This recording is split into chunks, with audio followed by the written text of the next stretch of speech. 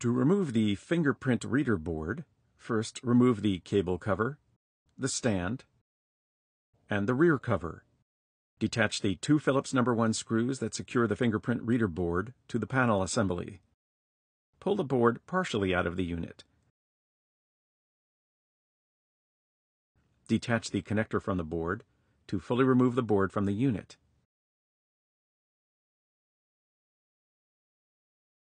To replace the fingerprint reader board, first reattach the connector to the board.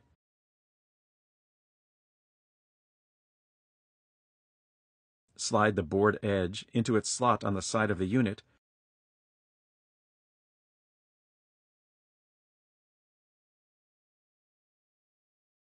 and secure the board to the panel assembly with its two Phillips No. 1 screws.